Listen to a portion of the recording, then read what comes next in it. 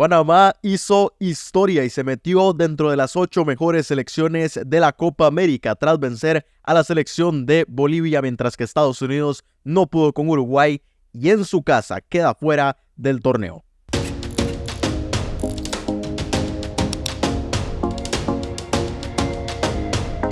Bueno, y un muy intenso cierre del Grupo C en la Copa América 2024. Como les decía, Panamá que cumplió al vencer a la selección de Bolivia, aunque yo creo que quedan muchos aprendizajes de la selección canalera de cara a lo que se les viene, ya no solamente en esta Copa América, sino después en las propias competiciones de la CONCACAF, y Estados Unidos que suma un fracaso con palabras mayores en lo que sucede con la selección de las barras y las estrellas, que queda por fuera con un muy mal rendimiento en su torneo, estando en casa con todo lo que conlleva quedar por fuera en la fase de grupos. Y hoy venimos a repasar los enfrentamientos que pueden ser para las selecciones de Panamá y de Uruguay, que son las que siguen con vida en los cuartos de final, y también repasar lo que sucedió en los partidos. Así que comenzamos con lo que pasó en el Arrowhead Stadium de Kansas City, Missouri, cuando la selección de los Estados Unidos cayó por la mínima 0-1 frente a la selección de Uruguay, que se consagró con el primer lugar, paso perfecto de los charrúas en esta fase de grupos. Estados Unidos que salió con un 4-3-3 con Matt Turner al arco, Joe Scally como lateral derecho y Robinson por izquierda, Chris Richards y Tim Ream al centro, sin cambios, tampoco cambios en el medio campo con McKinney, Tyler Adams y Yunus Musa, y arriba pues tuvimos un cambio por la por la no presencia de Timothy Weah, porque aparece Pulisic con Balogun, y Reina, que había estado más o menos en el medio campo, ahora aparece más arriba para poder sustituir a Timothy Weah, que salió expulsado frente a Panamá. Una selección de Estados Unidos que tuvo una muy buena intensidad en los primeros minutos del partido, aunque hay que comentar que Uruguay salió con todo. Habíamos especulado un poco que la victoria de tantos goles que le propinó Uruguay a la selección de Bolivia le ha dado una cama importante para no tomarse tan en serio este partido. Bueno, a ver, tomárselo en serio es una forma de hablar, pero para al menos relajarse, poder hacer variantes, descansar a sus titulares. Y Uruguay no lo hizo porque salió absolutamente con todo, con prácticamente todos sus titulares, salió a buscar el partido frente a esta selección de los Estados Unidos, aunque sí creo que el partido fue muy físico en esa primera parte, más allá de lo que Uruguay realmente puede presentar. Es decir, sale con todo en cuanto a nombres, pero sí creo que no en cuanto a fútbol. Ahí trataron de simplemente sostener el marcador, de que Estados Unidos no se pusiera en ventaja, de controlar lo que estuviera sucediendo durante el partido, y más o menos eso le salió a la selección de Uruguay. Y Estados Unidos, que tenía que ir con todo, pues sí lo buscó, sí tuvo intensidad, pero no tienen idea. Si todo esto pasa, sobre todo desde el banquillo con Greg Berhalter, que yo creo que será destituido, me parecería extraño que continúe al frente de los Estados Unidos si ya habían dudas previo a esta Copa América, en donde Estados Unidos tenía que ser protagonista y no solamente no da ese paso siguiente para poder competir frente a selecciones de mayor nivel, sino que se queda como un paso atrás prácticamente, queda por fuera en su propia casa, frente a su público, jugando en su país. Es que es un ridículo tremendo lo que sucede con esta selección, pero más allá de la lectura general, es porque el entrenador no les da las herramientas a una generación muy buena de futbolistas. Esto ya no hay que comentarlo más. Estados Unidos tiene línea por línea futbolistas en los mejores equipos del mundo, en las mejores ligas del mundo, y que prácticamente salen los 11 a ver qué pueden conseguir individualmente, porque desde el banquillo no les resuelven, no les dan la dirección de por dónde pueden hacer daño, y eso se nota en el campo cuando Estados Unidos empieza a tratar de armar jugadas y lo hacen a la libre, a ver qué sale, si con jugadas individuales de Pulisic o si una escapada de Balogun puede funcionar, o si un gran centro de Scally logra cazar alguna cabeza, pero no porque haya un juego definido desde el banquillo. Y como les decía, yo creo que esto es culpa de Berhalter, que veremos si continúa al mando de esta selección estadounidense, pero a falta de 2 años para la Copa del Mundo, yo creo que Estados Unidos necesita un salto de calidad, que lo tiene en el campo, pero no lo tiene en el banquillo. Como les decía, ese primer tiempo con muchísima intensidad, pero que sí también sentía que Uruguay con muy poco, cuando pisaba el acelerador, le podía hacer daño a los Estados Unidos. Sin embargo, no sucedió mucho, y el segundo tiempo pues ya entró el tema de estamos quedando por fuera y Estados Unidos se fue con todo a buscar el ataque, empezó a dejar huecos atrás. Uruguay también empezó a llegar con más intensidad a tratar ya de liquidar el grupo o al menos su primer lugar, y eventualmente lo consiguió al minuto 66 con el gol de Matías Olivera, futbolista del Napoli, que a mí la verdad me quedan muchas dudas si estaba en fuera de juego. Es cierto que la primera toma no es una buena referencia porque por el ángulo parece que está más adelantado de lo que realmente estaba, pero aún así la toma en la que muestran que supuestamente está en línea a mí me deja muchísimas dudas. Y hablando de esto, yo creo que uno de los temas principales de este partido fue el tiro de cámara, el ángulo que fue horrible. Primero, el de arriba, que parecía que era con un helicóptero que lo estaban tomando y los futbolistas se veían como hormigas, fatal, y todo el mundo se empezó a quejar y eventualmente lo cambiaron a un tiro mucho más abajo, pero que no se veía la primera línea y los banquillos también tapaban un poco del terreno de juego. Entonces, ojo, porque el Arrowhead es estadio mundialista en 2026 y esto se tiene que solucionar. Pero bueno, vean si el partido, aunque hubo intensidad, pasaban pocas cosas como para que esto fue lo que se hiciera tendencia en redes sociales. Pero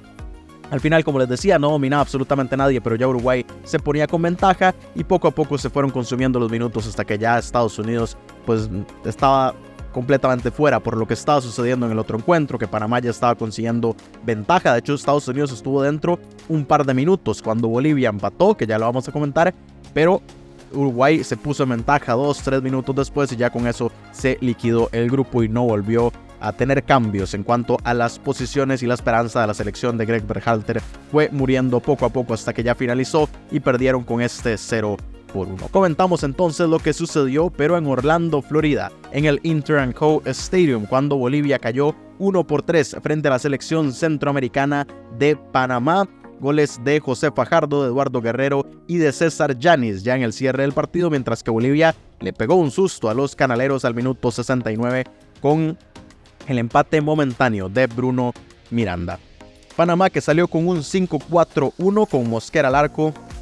Murillo y Davis por las bandas, Harvey, Córdoba y Fariña en el centro, Bárcenas y Blackman por los carriles, Welch y Martínez en el centro, ante la ausencia por supuesto de Alberto Carrasquilla, que salió expulsado frente a Estados Unidos, y Fajardo como el único punta. Una alineación que a mí me pareció poco atrevida de Panamá, teniendo enfrente a la que es en el papel la más débil de toda la Copa América, que fue Bolivia, y que así lo demostró durante el desarrollo del juego. Yo creo que aquí entran mucho las críticas a la selección de Panamá, más allá del buen trabajo por conseguir la clasificación. Aquí, como siempre, quiero aclarar, a mí me hace feliz que a Panamá le vaya bien, y si es Estados Unidos también me hace feliz. En este canal yo apoyo a todas las selecciones de la CONCACAF y no tengo nada en contra de absolutamente nadie, así que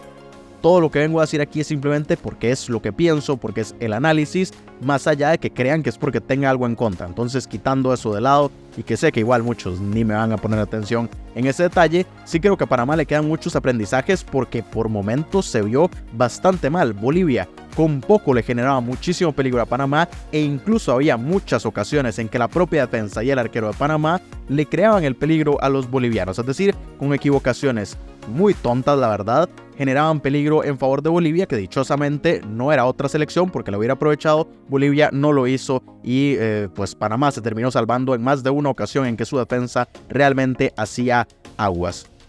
Pero como les decía, Panamá, que desde el minuto 22 se puso en ventaja con el gol de José Fajardo, un golazo tras una gran asistencia, me parece que fue de Martínez, que habilitó a Fajardo, y de media vuelta liquidó al portero Vizcarra para poner a Panamá en ventaja, y que parecía que todo iba encaminado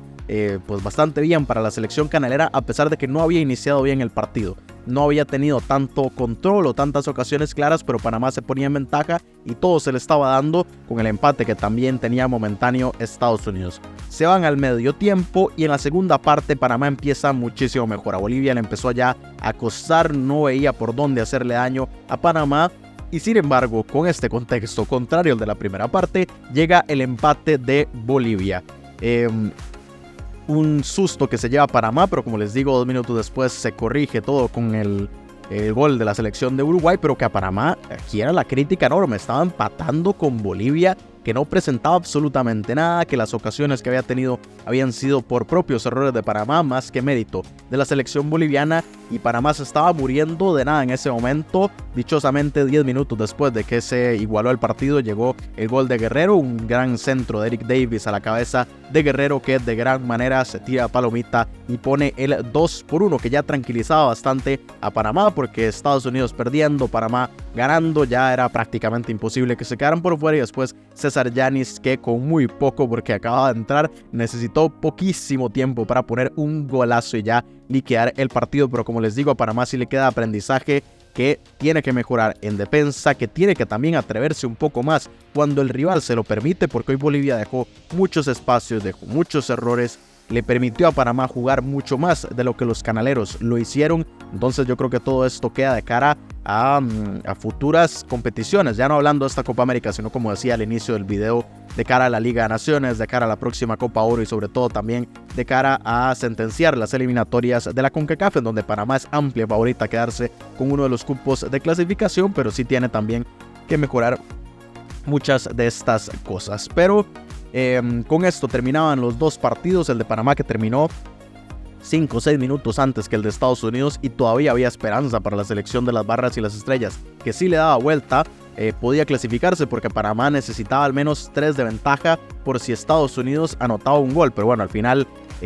no sucedió. Estados Unidos terminó perdiendo y así se ve la tabla del grupo C tras finalizar las 3 fechas. Uruguay paso perfecto con 9 puntos, 6 para la selección centroamericana de Panamá, que se convierte en la segunda selección de la CONCACAF en clasificar a los cuartos de final, junto con Canadá, que ya lo hizo hace un par de días, Estados Unidos, que se queda por fuera con solamente 3 puntos que consiguió, y frente a Bolivia, que ya dimos el contexto de ser la selección más débil, porque precisamente 0 puntos para la selección boliviana. En el fondo, Estados Unidos y Bolivia están fuera, Uruguay y Panamá se meten a los cuartos de final, que aquí pueden observar cómo se ve el cuadro del torneo. Así de momento se colocan Uruguay y la selección de Panamá a la espera de sus rivales, que los conocerán el día de mañana con el cierre del grupo D. Ya por el otro lado habíamos comentado, Argentina, Ecuador y Venezuela, Canadá están sellados esos duelos. Uruguay de momento se estaría enfrentando a la selección de Brasil, que es la que está momentáneamente en el segundo lugar, y Panamá a Colombia, que es la que está momentáneamente en el primer lugar. Pero mañana una victoria a Brasil daría las vueltas a la situación. Todavía Costa Rica matemáticamente que se puede meter, pero es prácticamente imposible. Así que todo parece indicar que serán Brasil y Colombia. Lo que tendremos que ver es en qué posiciones. Si Uruguay se enfrentará a Colombia o será a la selección de Panamá que se enfrente a los cafeteros. Lo mismo con Brasil. Muy rápido quiero comentar las fechas de estos partidos.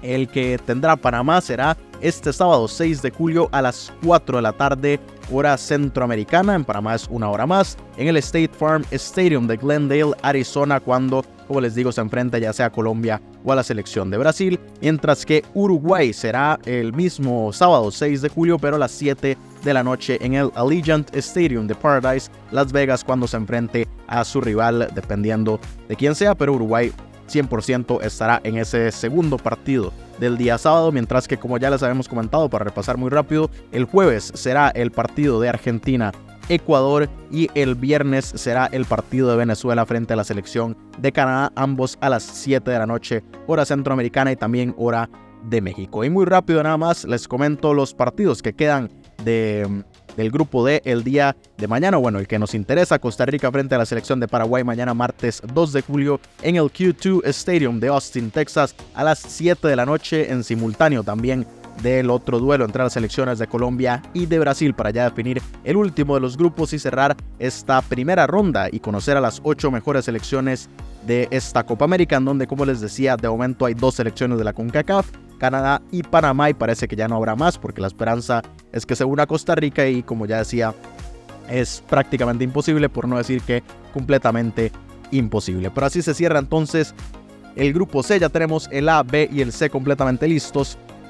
y mañana vendremos con el cierre de ese último grupo. Por ahora quiero conocer sus opiniones de la clasificación de Panamá, de la eliminación de la selección de los Estados Unidos, así que los leo aquí abajo en los comentarios de este video. Dejen un like, compartan el video, suscríbanse al canal para seguir muy de cerca la cobertura de este torneo continental. Y nos vemos el día de mañana, como les decía, para hablar un poco del último partido de la selección de Costa Rica. Nos vemos.